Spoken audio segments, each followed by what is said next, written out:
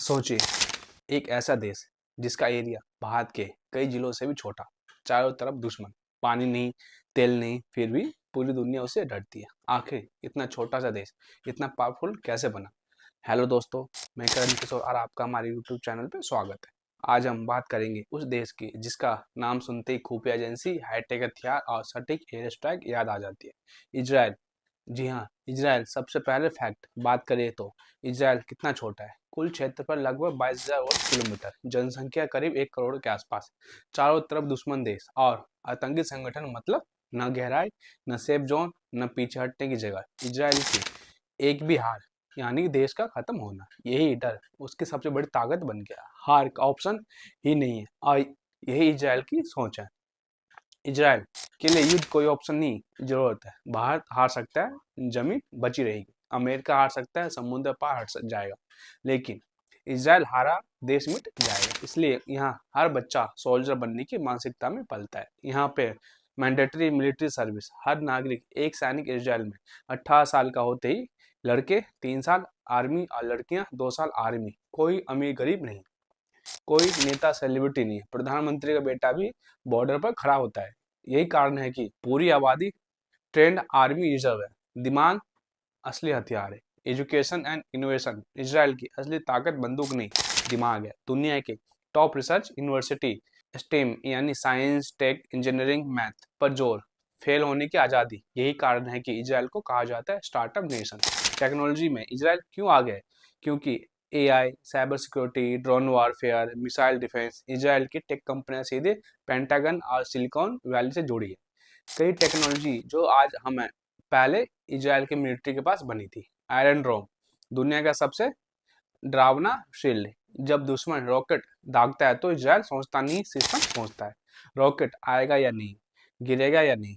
गिरेगा तो आबादी पर या खाली जमीन पर। अगर खतरा है तो 2 सेकंड में हवा में खत्म।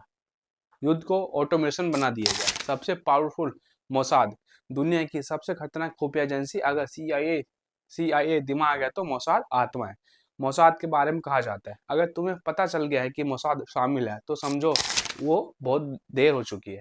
दुश्मन देशों में घुसकर ऑपरेशन, टारगेट किलिंग, साइबर जासूसी, बिना युद्ध के युद्ध जीतना, यही मोसाद की असली कला है।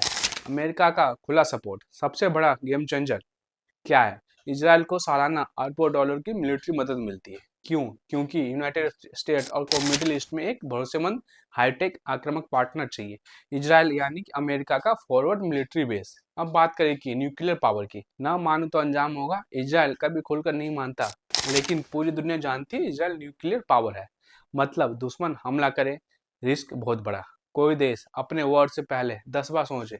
डर भी एक हथियार है। हिस्ट्री ने इजराइल को पत्थर बना दिया। बात करते हैं नरसंहार, शरणार्थी जीवन, ये सब इजराइल के डीएनए में है। इसलिए वहाँ भावुकता कम और सर्वाइवल माइंडसेट ज्यादा है। प्री एम्प्टिव स्ट्राइक, पहले मारो बाद में पूछो। इजराइल की नीति साफ है, अगर दुश्मन हमला करने की सोच रहा है तो उसे सोचने का मौका मत दो। इसलिए air strike, secret operation, border के बाहर भी एक्शन है। आखिरी और सबसे जरूरी बात, इजराइल ताकतवर इसलिए नहीं है क्योंकि वो बड़ा है। इजराइल ताकतवर इसलिए है क्योंकि वो डरता नहीं और बोलता नहीं। लेकिन सवाल अभी बाकी है, क्या इजराइल वाकई अजय है? क्या उसकी यही आक्रामक नीति उसे एक दिन ले डूबेगी? और अगर मिडिल ईस्ट में पूरा युद्ध छिड़ा तो सबसे पहले कौन गिरेगा? इतना छोटा सा देश इतना ताकतवर कैसे बना है? इजराइल की असली कमजोरियां जो वो दुनिया को नहीं दिखाता। लोग इजराइल की ताकत देखते हैं लेकिन कमजोरियां नहीं देखते। और याद रखो, हर ताकतवर साम्राज्य अपनी अपनी सबसे बड़ी ताकत की वजह से ही गिरा है। जियोग्राफी, इजराइल की सबसे बड़ी कमजोरी, इजराइल भौगोलिक रूप से फंसा हुआ देश है। चौड़ाई कई जगह सिर्फ 12 से 20 किलोमीटर है। कोई स्ट्रेटेजिक डेप्थ नहीं, एक साथ कई दिशाओं से हमला यानी तबाही।